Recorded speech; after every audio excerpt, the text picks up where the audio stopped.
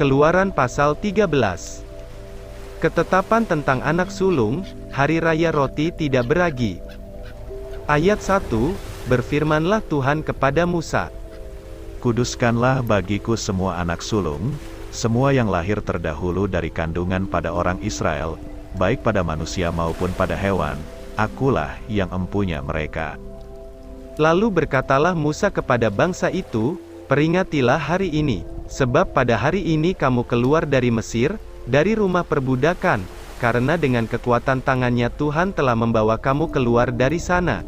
Sebab itu tidak boleh dimakan sesuatu pun yang beragi. Hari ini kamu keluar dalam bulan Abib.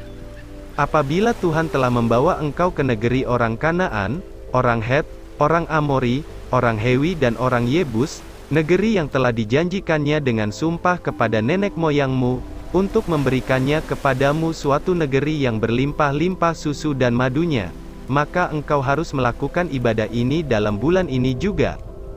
Makanlah roti yang tidak beragi 7 hari lamanya, dan pada hari yang ketujuh akan diadakan hari raya bagi Tuhan. Roti yang tidak beragi haruslah dimakan selama 7 hari itu. Sesuatu pun yang beragi tidak boleh dilihat padamu, bahkan ragi tidak boleh dilihat padamu di seluruh daerahmu. Pada hari itu harus kau beritahukan kepada anakmu laki-laki, ibadah ini adalah karena mengingat apa yang dibuat Tuhan kepadaku, pada waktu aku keluar dari Mesir.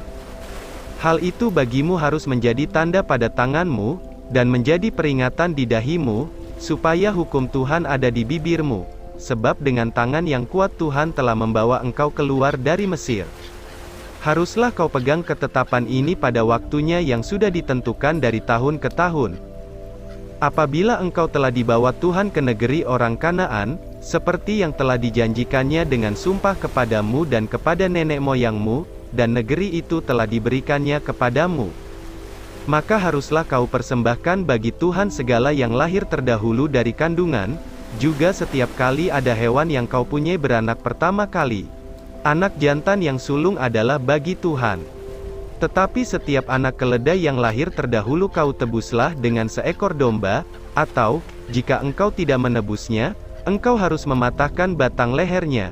Tetapi mengenai manusia, setiap anak sulung di antara anak-anakmu lelaki, haruslah kau tebus.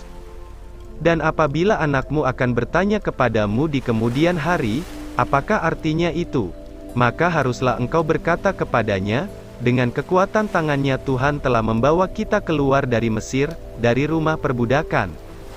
Sebab ketika Firaun dengan tegar menolak untuk membiarkan kita pergi, maka Tuhan membunuh semua anak sulung di tanah Mesir, dari anak sulung manusia sampai anak sulung hewan. Itulah sebabnya maka aku biasa mempersembahkan kepada Tuhan, segala binatang jantan yang lahir terdahulu dari kandungan, sedang semua anak sulung di antara anak-anakku lelakiku tebus. Hal itu harus menjadi tanda pada tanganmu, dan menjadi lambang di dahimu, sebab dengan kekuatan tangannya Tuhan membawa kita keluar dari Mesir. Allah menuntun umatnya.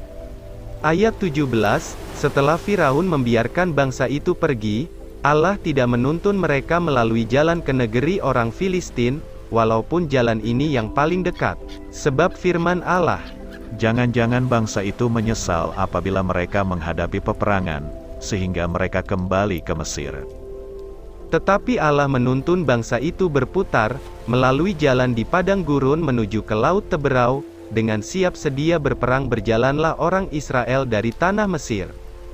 Musa membawa tulang-tulang Yusuf, sebab tadinya Yusuf telah menyuruh anak-anak Israel bersumpah dengan sungguh-sungguh, Allah tentu akan mengindahkan kamu, maka kamu harus membawa tulang-tulangku dari sini. Demikianlah mereka berangkat dari Sukot dan berkemah di Etam, di tepi padang gurun. Tuhan berjalan di depan mereka, pada siang hari dalam tiang awan untuk menuntun mereka di jalan, dan pada waktu malam dalam tiang api untuk menerangi mereka, sehingga mereka dapat berjalan siang dan malam. Dengan tidak beralih tiang awan itu tetap ada pada siang hari, dan tiang api pada waktu malam di depan bangsa itu.